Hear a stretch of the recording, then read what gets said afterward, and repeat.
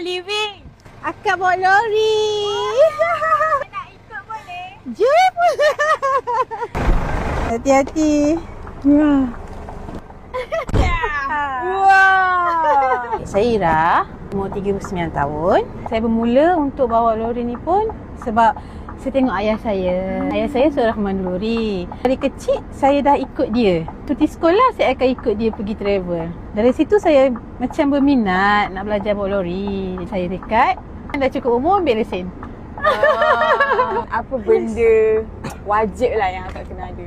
Tak cengkok, Tak tengok. kabel. Kabel. Kita nak berinteraksi dengan bos. Apa yang buat akak hilangan tu radio. Selalu akak dengar lagu apa?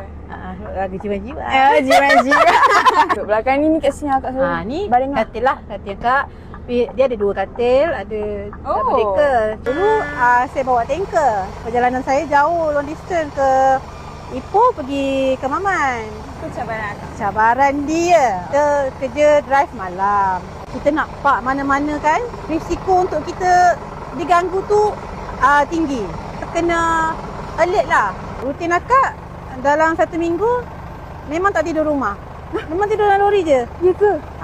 Satu malam Ahad je saya tidur rumah.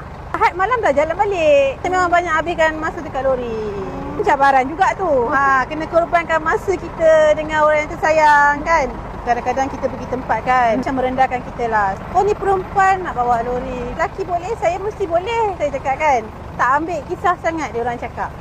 Asalkan saya tak susahkan dia orang kan. Saya ambil masa dalam 2 tahun jugalah. Memang masa belajar tu memang struggle gila lah. Kena marah, kena maki. Nangis jangan cakap lah kan. Sehinggalah berjaya sampai sekarang. Tak macam reaction orang bila akak turun dari lori. Macam Ada. Dekat sini tadi ada dah. You bawa ke? You tipu dia cakap. Taklah, ni saya bawa. Saya tak pernah tengok tahu perempuan bawa. Dia cakap, respect lah you kan. Si reaction dia orang, wow. Boleh bawa ke? Macam mana you bawa?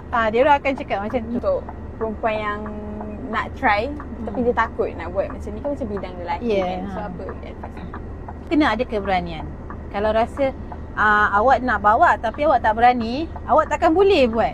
Kenapa perempuan lain boleh, saya tak boleh? Dia kena ada keberanian, pasti awak boleh bawa. Walaupun awak tak reti bawa, awak akan jadi reti bawa kalau awak ada keberanian. Itu je.